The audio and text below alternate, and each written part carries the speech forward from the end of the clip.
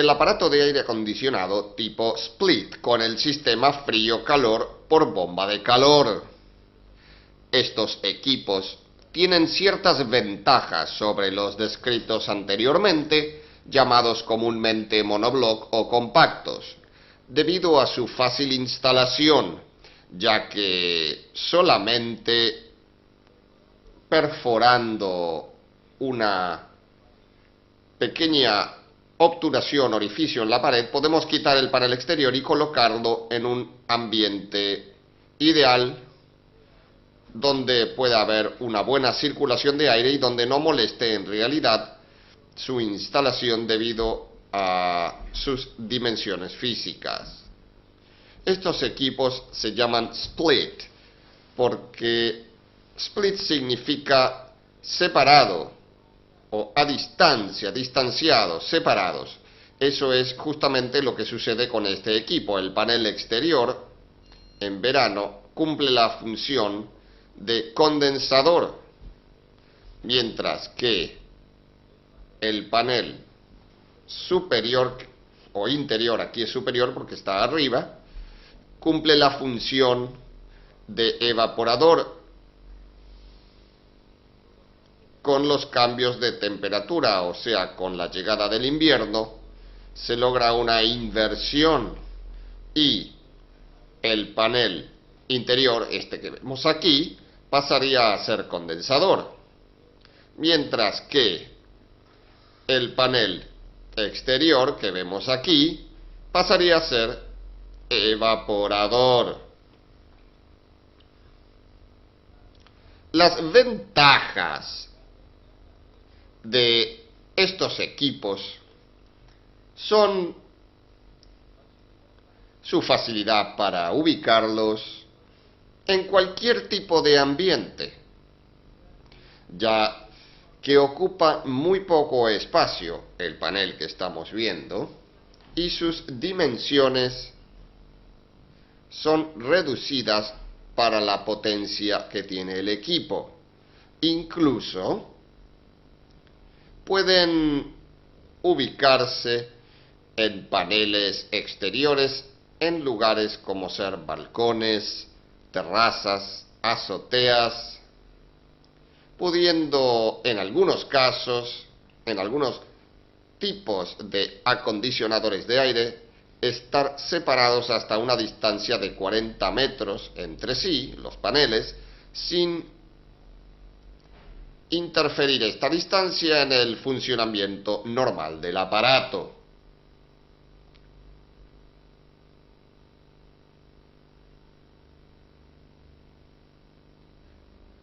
Damos comunicación con el manómetro y en el otro sucederá igual. Tenemos la otra llave de servicio que, como podemos observar, no tiene niple para colocación de manómetro, ya que las cargas, los accesos se producen siempre por baja presión. En caso de cargar gas por una circunstancia especial, como ser que puede suceder que la distancia entre las unidades sea bastante grande, entre el motocompresor, o sea, la unidad que contiene el motocompresor y la unidad interior, esta unidad que tenemos acá, nosotros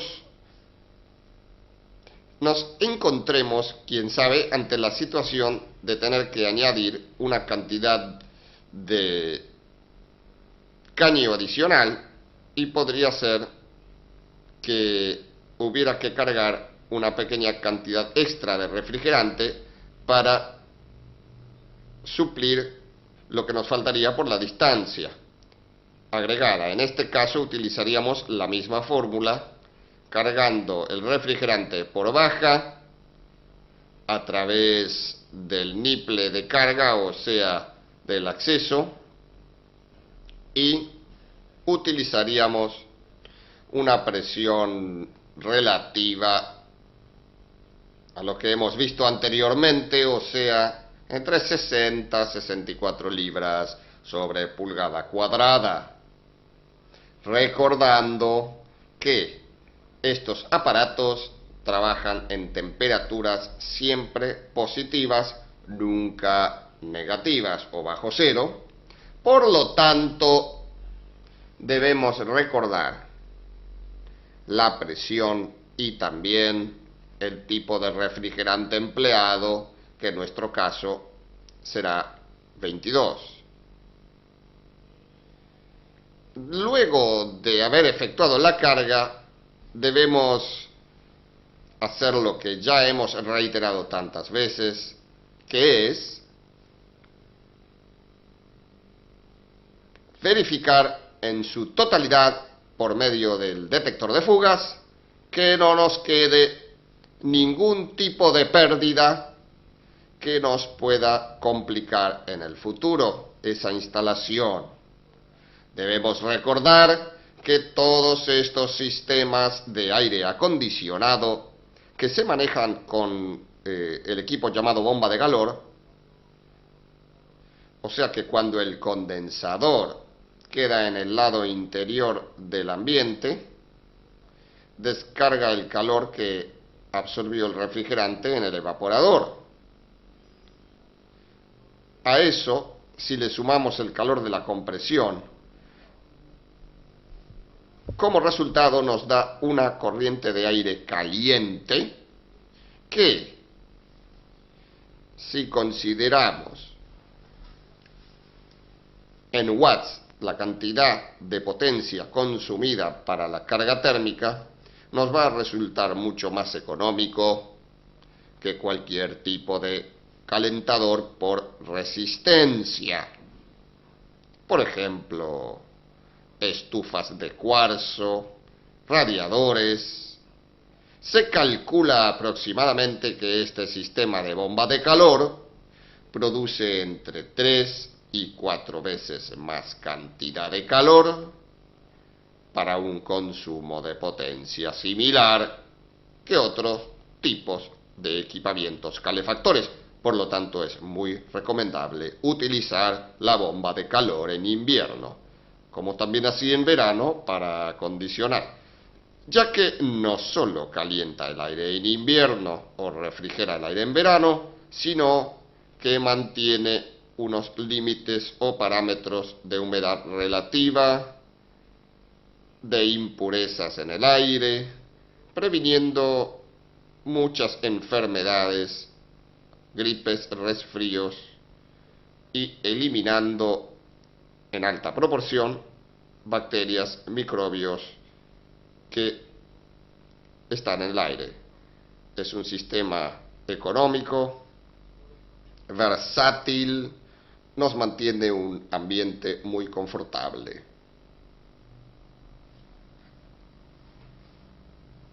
Observar, la entrada de corriente se distribuye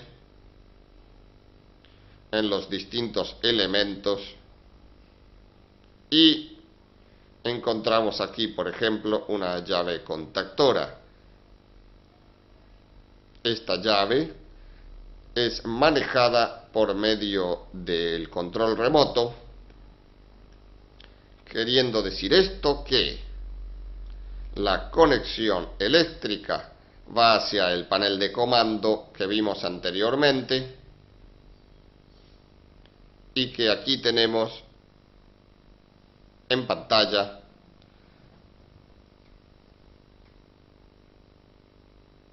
el lugar donde, después de dar la orden, vuelve a través de los conectores y de los conductores a través del trayecto a los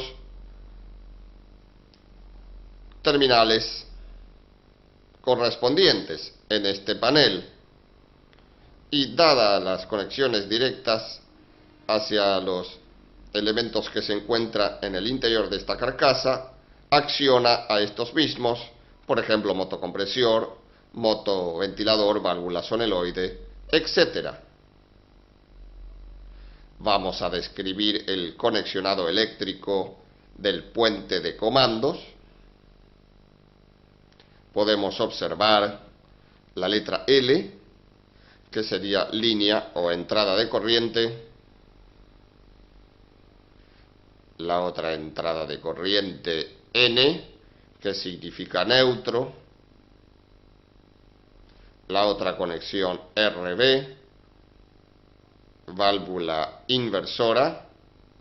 Recuerden la que hacía el pasaje de frío a calor. CC, que significa el contactor del compresor, la llave contactora que llevan estos compresores, ya que debido al alto consumo eléctrico no pueden trabajar directamente con el control remoto, ya que la intensidad de corriente podría dañar esos circuitos digitales. Por lo tanto, se maneja por medio de una contactora con una pequeña bobina. Off del motor del ventilador con sus velocidades.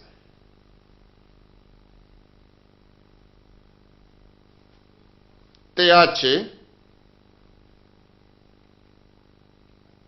la temperatura del sensor. El sensor que da la temperatura para corte y arranque está aquí conectado. El otro sensor, TH, para conectar el ventilador del panel interior cuando estamos en la situación de calefacción. Solamente cuando la temperatura del condensador ha llegado a un límite de 30-35 grados de temperatura, para que no moleste echando aire caliente o aire frío en el momento que recién comienza el funcionamiento. También tenemos ground, que significa tierra o masa. Procederemos a quitar la tapa de este aparato para ver en su interior los componentes que tenemos que observar detenidamente. Aquí tenemos una malla protectora para proteger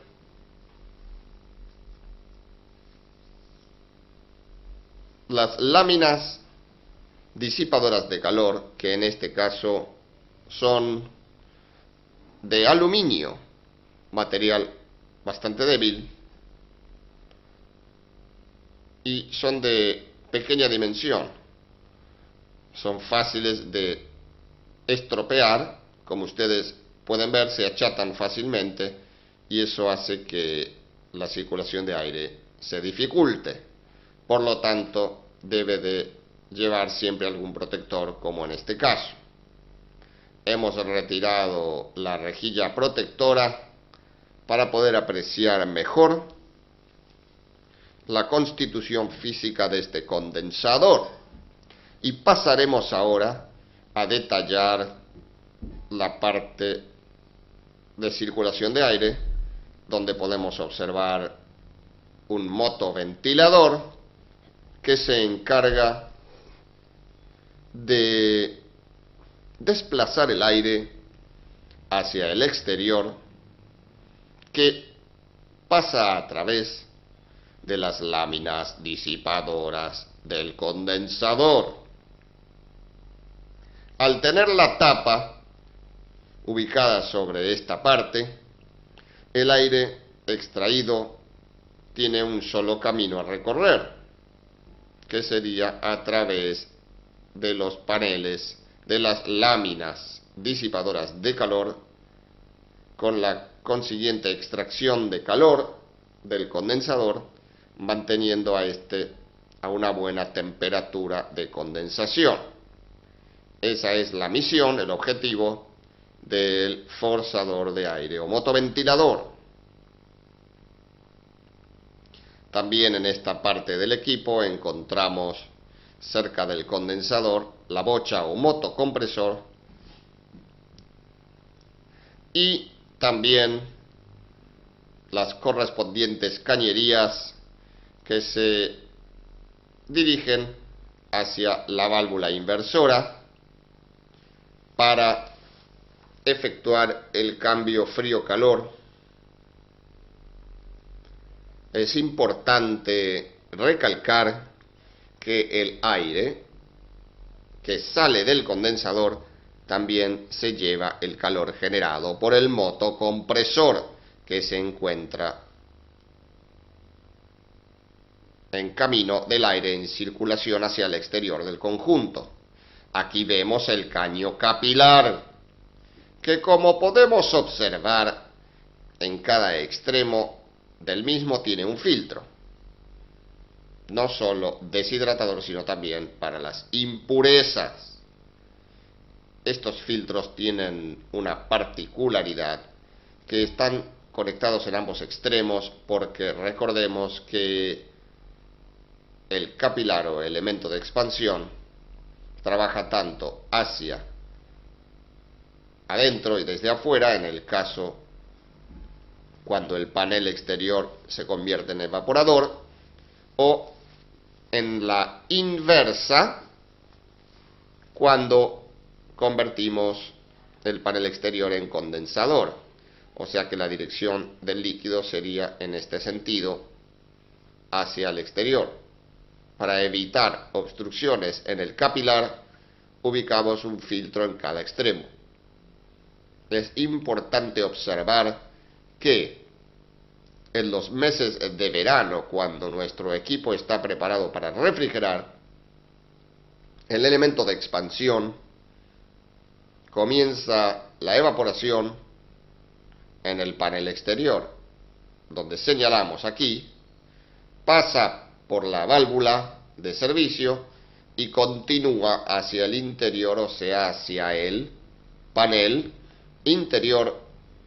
Este panel que lo tenemos aquí ubicado en la parte superior, al cual ya le hemos quitado la tapa para que ustedes puedan observar algunas de las conexiones del mismo. También con el conexionado eléctrico que veremos más adelante. Y algunas de las posibles fallas de este equipo también. Finalmente, para concretar el estudio de nuestro panel exterior, vemos aquí el capacitor permanente que corresponde al motocompresor. Y al lado de ese otro pequeño capacitor permanente que corresponde al ventilador del forzador de aire, que en este caso trabaja sobre la condensación. Como podemos observar, en nuestros próximos pasos veremos otro ventilador que lógicamente en este caso tendremos obligadamente que utilizarlo, ya que nuestro equipo está separado, distanciado. Hace esto que precisemos dos forzadores de aire, uno para el condensador y otro para el evaporador. Nos dedicaremos ahora a estudiar nuestro panel interior, que tiene ciertos componentes interesantes y que también podemos observar pequeños detalles como ser impurezas o suciedad que ha quedado atrapada entre las láminas difusoras. Estas impurezas han sido generadas por un error, ya que este equipo ha sido utilizado sin sus filtros correspondientes. Eso hace que las impurezas queden obstruyendo el pasaje de aire en medio de las láminas difusoras y permite menor circulación del aire, llegando incluso a obstruirla totalmente. Como consecuencia de eso, sucede una caída de presión brusca en caso de utilizar este panel como evaporador, y esa caída de presión brusca genera que se bloquee de hielo, teniendo que efectuar el descongelamiento automático o a veces manual. Continuamos observando este panel interior y analizamos lo siguiente. Aquí tenemos un ventilador, un forzador de aire para una turbina que será la encargada de distribuir el aire en la habitación, donde ubicamos nuestro acondicionador de aire. Esa turbina está funcionando también con sus, podríamos llamarle flappers, sus flaps, y con su motor de arranque permanente y un pequeño capacitor que en este momento no se puede observar por estar fuera de nuestra vista. Observamos, unidos al evaporador, un sensor directamente sobre la lámina difusora, y abajo a la derecha ubicamos otro sensor. De este sensor que cumple una función muy especial,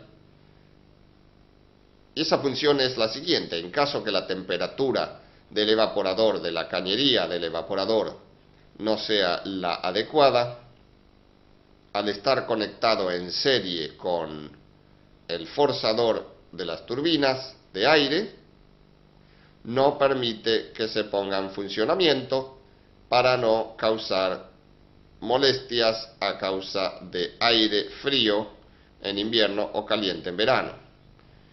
Quiere decir que cuando pone en funcionamiento el ventilador, el forzador, solamente esto se hace cuando la temperatura es ideal. Volvemos ahora al sensor que está ubicado, como podemos observar, suelto. Eso se debe a que es un bulbo de un termostato de ambiente deteniendo o haciendo arrancar el aparato debido a el control que efectuamos nosotros por medio de un termostato de ambiente. Esto nos hará que tengamos la temperatura adecuada, ya sea tanto en frío como en calor. Vemos ahora algunos de los controles que manejan este aparato, y aquí nos encontramos con un control manual donde enciende o apaga, on-off, tanto para su trabajo como enfriador o como calentador. Es importante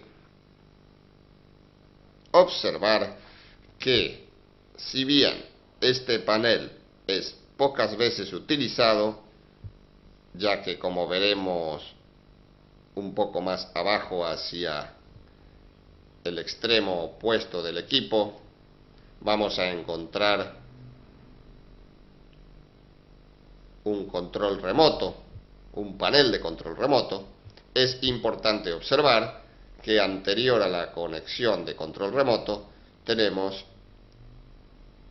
el conexionado eléctrico del control manual que podemos observar aquí. Esto quiere decir que en caso de nosotros, ante una posible reparación o un posible defecto en los comandos, podemos utilizar el control manual, y si el aparato responde a ese control, nos indicaría que hay posibles problemas en el receptor del control remoto o en el control remoto en sí. Alguna de las partes eléctricas, algún circuito integrado que pueda estar defectuoso. Y podemos hacer funcionar directamente el equipo por medio del control manual. Aquí podemos observar un circuito impreso con sus correspondiente plaqueta y conexiones, diodos, integrado y otros componentes electrónicos que en el caso de ruptura deberán ser cambiados totalmente, ya que estas plaquetas no se reparan, generalmente se recambian, se reemplazan, no debiendo manosearse sin tener altos conocimientos de electrónica. De lo contrario, lo más recomendable siempre es tener un técnico electrónico de nuestra confianza para que pueda verificar algún posible desperfecto en las piezas. Hemos quitado el módulo de comando y vemos ahora con más facilidad la plaqueta con sus conexiones eléctricas y a su lado el diagrama de esas conexiones que nos ayuda a tener una idea de cómo está la instalación hecha, cómo está realizada la instalación, en caso de posibles reparaciones o cambios de la plaqueta. El haber quitado nuestro panel nos ha facilitado observar el forzador, la turbina que realiza la distribución del aire, y también los pequeños motorcillos que hacen el llamado movimiento de swing, reparten el aire en proporciones iguales sobre toda la habitación por medio de estas aletas. Esto hace que el funcionamiento sea más efectivo, más agradable. Hemos descrito los componentes internos y externos del equipo de aire acondicionado split con bomba de calor, y veremos ahora algunas de las posibles fallas con las cuales se encontrará el técnico cuando sea requerido por el cliente. Comenzaremos describiendo algunas de las fallas mecánicas posibles e incluso su servicio de mantenimiento que deberá tener un aire acondicionado de esta característica, que será lo siguiente.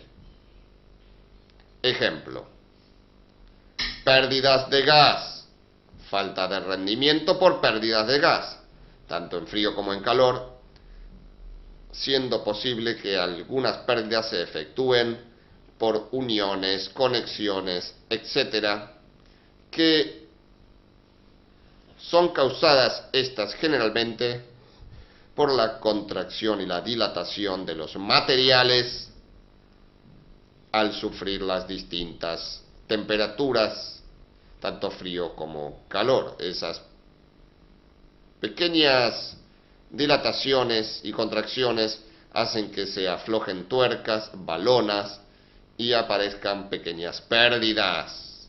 También, como podemos observar, a veces pequeños rozamientos por movimiento, rozamientos de caños entre sí, otras veces vibraciones pueden partir cañerías, y también puede suceder lo que es muy común, que los condensadores se bloqueen de impurezas, como ser tierra, polvo, pelusa, que se encuentra en el aire, tapando, obstruyendo, obstaculizando el pasaje del aire a través del condensador y haciendo que la presión de condensación se eleve tanto como para no permitir que el líquido llegue al evaporador en forma de líquido subenfriado. Sucede a veces que cuando las pérdidas son considerables, al bajar tanto la presión por la falta de refrigerante, parte del evaporador se congele en ciertas partes, ciertas áreas, y lo demás mantenga temperatura ambiente. Esa congelación va a bloquear una pequeña parte del condensador y lo demás quedará circulando a temperatura ambiente, que puede ser en verano a 30, 35 o 40 grados. Es importante recalcar que al no haber refrigerante suficiente, el gas que llega al compresor a través de la línea de aspiración o tubería de aspiración no tiene la temperatura suficiente como para refrigerar al motocompresor. No se refrigera bien este y corre el riesgo de recalentamiento, aumentos de amperaje e incluso podría suceder un recalentamiento en la bobina del motocompresor, recalentándolo de tal manera que se destruya y habría que recambiarlo. Con nuestro conocido detector de fugas deberemos revisar cañerías todas, sin excepción, y en caso de encontrar alguna pérdida deberemos seguir buscando porque podría haber otra. Entonces, reparando una sola, no resolveríamos el problema. Al cabo de un tiempo, nuestro trabajo no serviría. Es bueno indicar, como anteriormente habíamos dicho, que si hay pérdidas va a haber manchas de aceite. Eso nos ayudaría a detectar más fácilmente el lugar donde aproximadamente podría encontrarse esa fuga. También deberemos recordar que las láminas disipadoras de calor a veces se aflojan con el tiempo y la vibración, llegando a rozar sobre la cañería de cobre, haciendo que se llegue a perforar el cobre con el movimiento del aluminio. Haría como una especie de cuchilla el aluminio y con el tiempo podría causar alguna pérdida pequeña, y eso habría que repararlo separando las láminas de aluminio. Y recordemos que con nuestra soldadura de aleación de plata podríamos soldar fácilmente los caños, puesto que son de cobre. El aluminio solamente está utilizado en las láminas disipadoras, pero no en la cañería. La cañería es de cobre y fácil de solucionar su pérdida por soldaduras. También debemos recordar que nuestros filtros deberán ser recambiados, o sea, cada vez que efectuamos una carga de gas, ambos filtros deben ser reemplazados. En algunos casos vamos a encontrar, no en este momento, pero en algún equipo, varias salidas de capilares sobre un mismo filtro. Eso significa que va a haber más de un evaporador en paralelo, o sea que cada evaporador va a tener su caño capilar y esos caños saldrán del filtro. A veces sucede que también los ventiladores forzadores de aire se quedan sin lubricación por falta de atención, de mantenimiento. Y deberemos observar que estén lubricados, quitando la tapa que ya hemos visto anteriormente, que volvemos a observar aquí. Quitando esa tapa, por medio de una aceitera podemos colocarle el lubricante necesario en ambos cojinetes. Al quedarse sin lubricación, el motor se va quedando pesado, duro, y le cuesta el movimiento. Pierde velocidad, pierde revoluciones, y al no circular la cantidad de aire suficiente a través del condensador, pasaría que perderíamos rendimiento con nuestro equipo, debiendo aceitar, lubricar esas piezas. Sucede a veces que a un técnico le llaman para decir que el equipo no calefacciona en invierno, pero sí funciona perfecto en verano. El causante de este desperfecto lo tenemos aquí, es la válvula inversora. Sucede a veces que puede ser un problema eléctrico, se quema la bobina y lógicamente al quemarse la bobina no hace la inversión, pero otras veces sucede que interiormente se traban los pistones de la válvula inversora por falta de utilización, por falta de movimiento, y entonces con un pequeño golpecito a veces sucede que se destraban. Unos pequeños golpes sin lastimar, por supuesto, la cubierta de cobre, y sucede a veces que simplemente queda funcionando luego de esos golpes. Si no sucediera así, será necesario reemplazar la válvula inversora, la bobina, todo junto deberá ser reemplazado. De igual modo debemos controlar la parte interior, el panel interior, posibles pérdidas que puedan causarse por vibraciones o quizás por alguna soldadura defectuosa, como lo que vemos aquí en esta parte del panel donde se puede observar las curvas que han sido soldadas en sus extremos. Aquí podría aparecer algún pequeño poro en la soldadura, causando una pequeña pérdida. No deberemos olvidar de forrar nuestros caños con goma espuma y evitar la transpiración de esos caños. El contacto con el aire directo podría condensar parte de la humedad en forma de vapor que se encuentra en el ambiente, en el aire.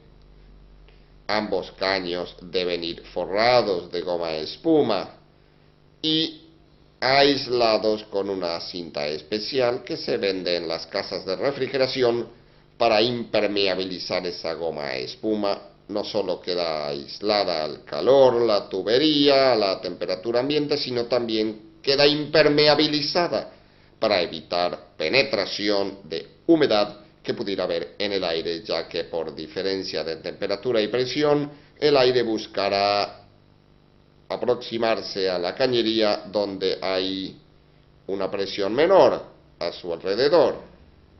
Eso evitaría la posible condensación de humedad de vapor de agua. En cuanto a la longitud de las cañerías, dependerá un poco de la marca, de la procedencia del aparato. Esa longitud en algunos aparatos puede llegar hasta 40 metros entre unidad interior y unidad exterior. El que está exteriormente hasta a veces puede ir instalado en una azotea bastante lejano del panel interior, hasta dijimos 40 metros en algunos casos, donde normalmente los aparatos más comunes no van más allá de 10-12 metros en su distancia de separación, depende de la marca, de la procedencia del aparato. Aquí vemos que el aparato está bastante protegido del sol, que en este caso estaría a la derecha durante la tarde, cuando es más fuerte la temperatura generada por el calor radiante que emana el sol, y estaría cubierto por las paredes que se encuentran a la derecha del equipo, en este caso en particular, que lo hemos instalado así para evitar el recalentamiento. Aquí vemos otro ángulo del equipo y podemos ver por la parte posterior de las salidas y entradas de cañería y también de los conductores de corriente que inmediatamente saliendo del gabinete penetran por la claraboya, por debajo de la claraboya, en un espacio bastante pequeño, no se necesita una gran abertura, por una pequeña luz y separación, entran dentro del edificio y se dirigen las cañerías y conductores a la habitación donde está ubicado el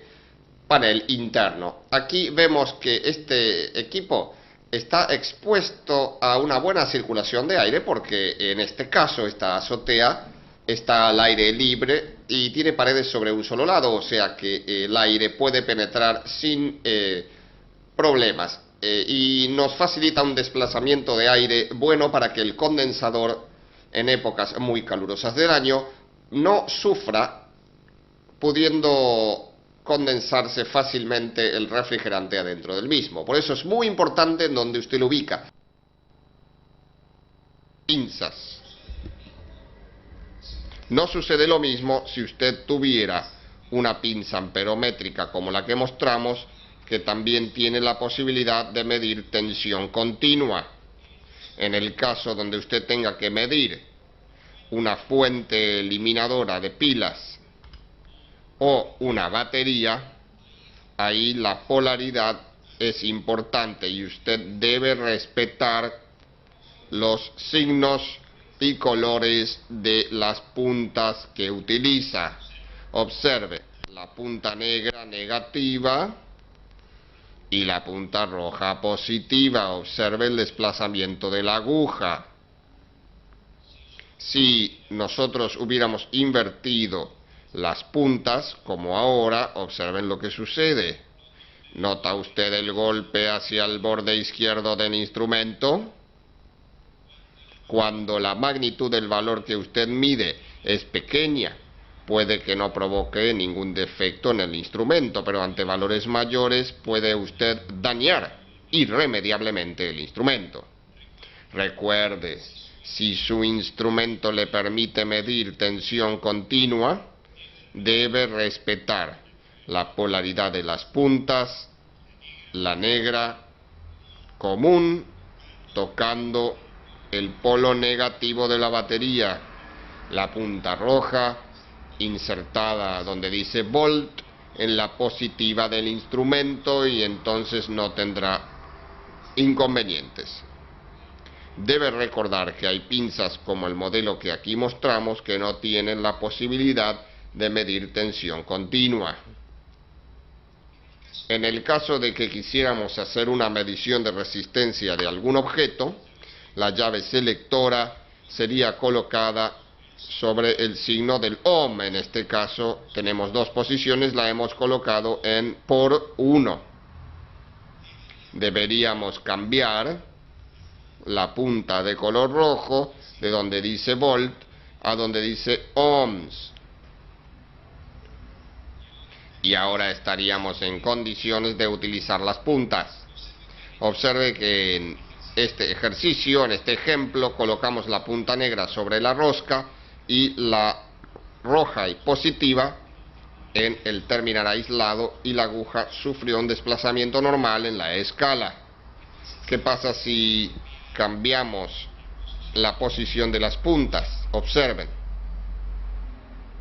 Exactamente lo mismo, es decir, con el ómetro para esta medición no hubo necesidad de respetar colores o polaridades.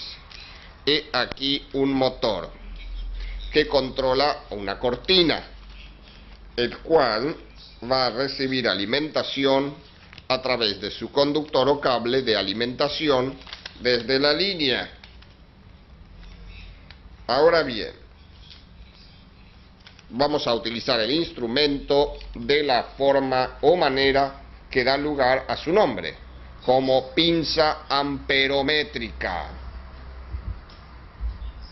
Pinza amperométrica, es decir, vamos a utilizar esta parte solamente. Y observe que hemos retirado las puntas que utilizamos para las mediciones anteriores porque en este momento son innecesarias. Observe usted aquí que hay distintos valores de la pinza para medir magnitudes de corrientes diferentes, distinta cantidad de amperes. Primero que nada, sobre la escala que corresponde a medición de amperímetro, de ampere. Con la llave seleccionamos un valor máximo a medir. Ejemplo, supongamos que fuera 6. Significan 6 amperes. Luego, hemos separado los 3 conductores que conectan al motor. Uno de ellos, la conexión de tierra, y los otros 2 corresponden a la alimentación. Los hemos separado porque para poder medir la corriente hay que hacer la medición rodeando uno cualquiera de los 2 conductores vivos, y entonces el instrumento indicará el valor de corriente que corresponde a ese motor. Usted rodea uno de los conductores y la aguja le indica el valor. Nunca lo haga sobre los 2 conductores, porque si no, la aguja no va a marcar absolutamente nada. Debe hacerlo siempre sobre uno cualquiera de los conductores de alimentación. Hasta el momento hemos visto cómo conectar el instrumento a los diferentes elementos para realizar las mediciones. Pasemos ahora a una parte muy importante, que es la de cómo leer la escala correspondiente. Siguiendo el orden que utilizamos hoy, empecemos por las mediciones de tensión alterna. Observen, cuando la llave selectora esté en cualquiera de estos 3 valores, 150, 300 o 600, abarcados todos por el paréntesis ACB, que significa voltaje de corriente alterna, usted utilizará la escala graduada, que en este instrumento es de color rojo, y al costado tiene una letra V de voltímetro. Observe además que la misma tiene 3 columnas de números, todas empezando en el 0 y terminando una en 60, una en 150 y otra en 300. Esta escala de números será utilizada de acuerdo a la posición que tenga la llave. Si hubiéramos colocado la llave para la posición de 150 volts, significa que el máximo que usted puede medir en ese instante son 150 volts de tensión alterna, y utilizará los números de 0 a 150, o sea, la columna del medio que tenemos en este momento. Las escalas graduadas están siempre divididas por líneas más gruesas, como se ve en la lámina, y líneas más finas. Por ejemplo, las líneas gruesas señalizan los 25 volts, la primera gruesa, 50 la segunda, 75 la tercera, 100 la cuarta, 125 la quinta y la última 150. Esto quiere decir de 25 en 25. Observe usted que entre el 0 y la primer rayita gruesa, que correspondería a 25 volts, usted tiene 5 divisiones. Esto significa que cada una de esas rayitas finas vale 5 volts.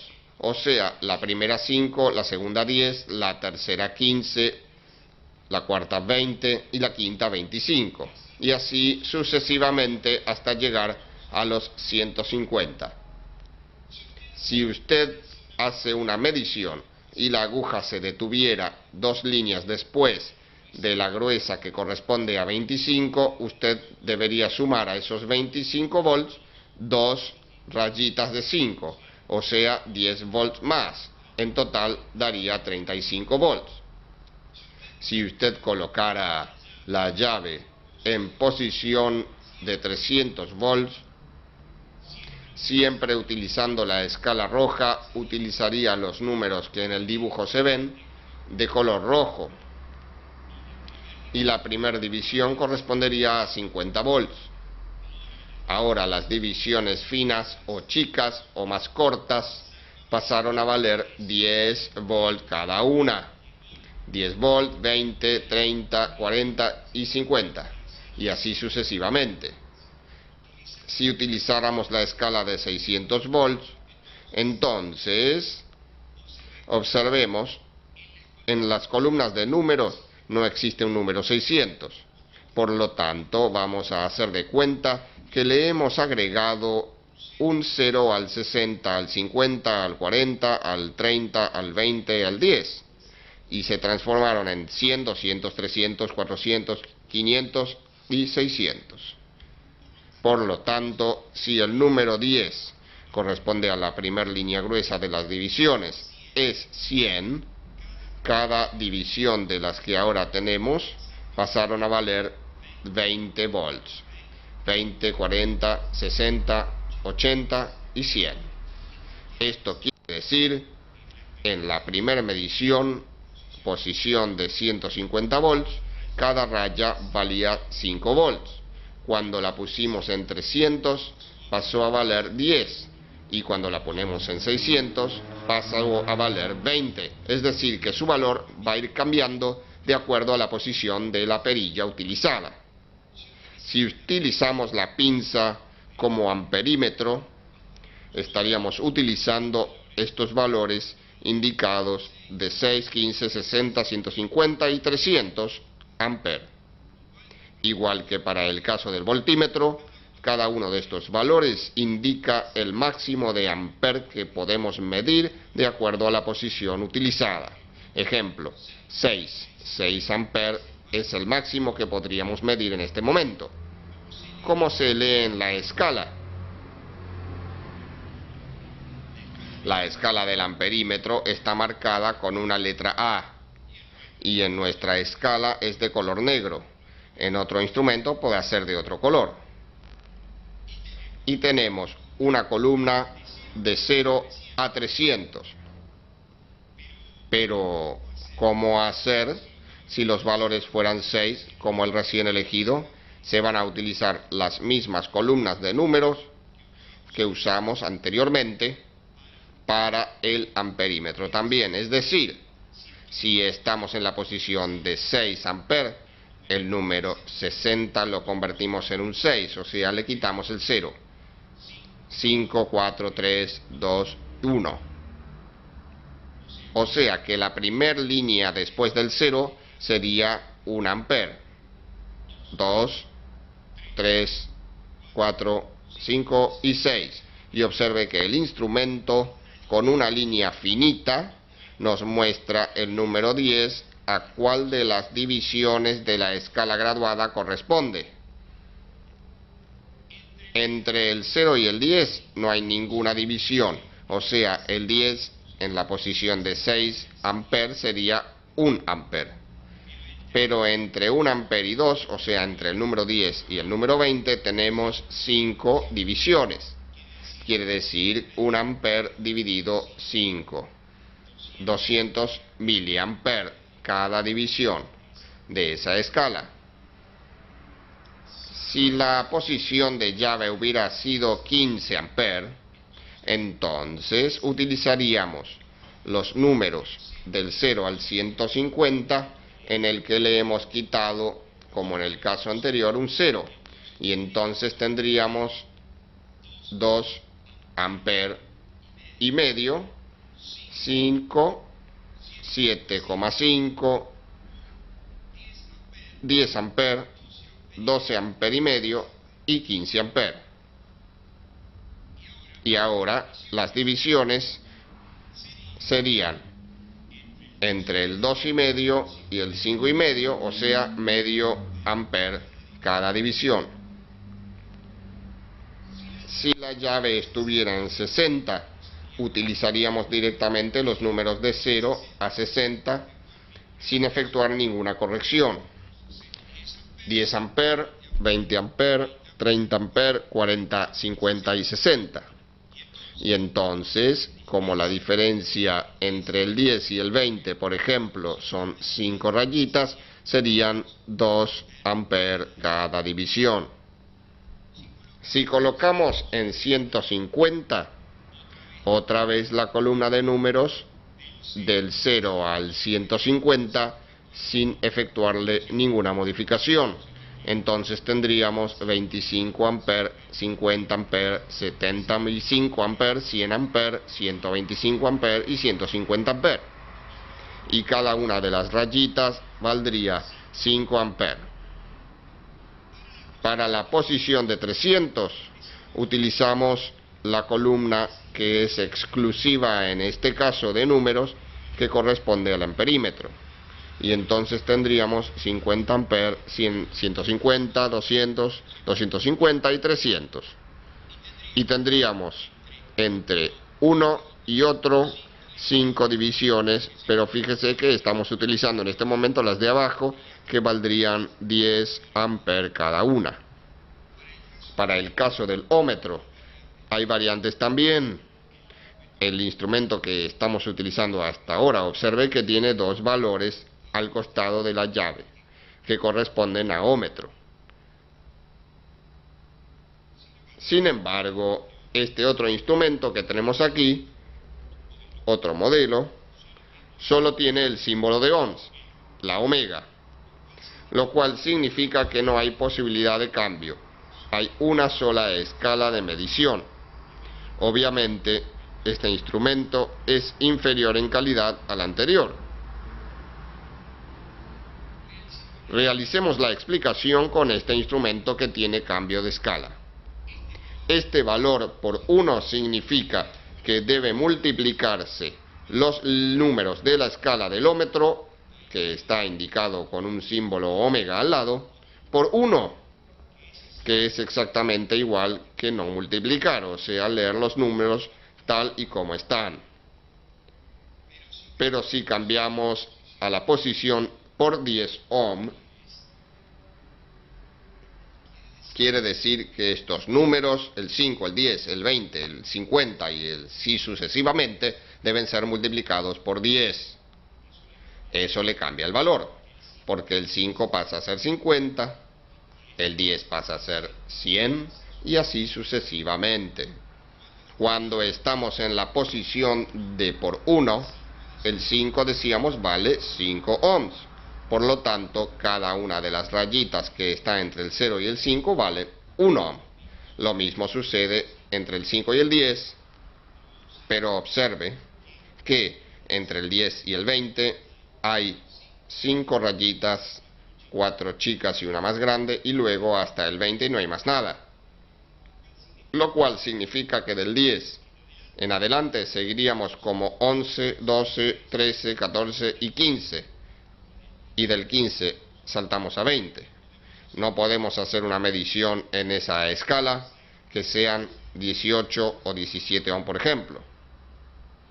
Pero si la llave está colocada por 10, entonces la primera división vale 10, 20, 30, 40, 50, 60, 70, 80, 90, 100. 110, 120, 130, 140, 150 y el salto siguiente es 200. Algunas pinzas amperométricas para hacer la medición del ómetro utilizan un sistema un poco diferente con respecto a la mayoría. Cuando nosotros hacemos una comprobación con el ómetro, por ejemplo en este tipo de instrumento, tenemos dentro de la misma o del mismo instrumento una pila, dos pilas o una batería. Eso es lo que permite comprobar el componente a medir. Y también internamente posee un fusible. Este instrumento que aquí observamos, la pila y su fusible están fuera del instrumento. Observe.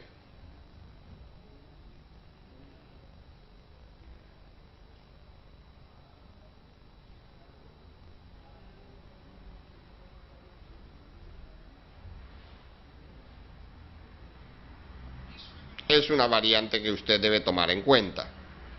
Y por último, cualquiera que sea el instrumento, tiene una llave que permite trancar o trabar la aguja del instrumento cuando toma una medición y quiere mantener la medida aun cuando usted haya retirado el instrumento del lugar donde la efectuó. En este capítulo hemos aprendido todo acerca de los sistemas de aire acondicionadores split con bomba de calor. Es muy importante que usted lea bien los manuales de instalación y mantenimiento de estos equipos porque pueden variar de equipo en equipo. Para el próximo capítulo, mucho más de refrigeración y aire acondicionado. ¡No se lo pierda!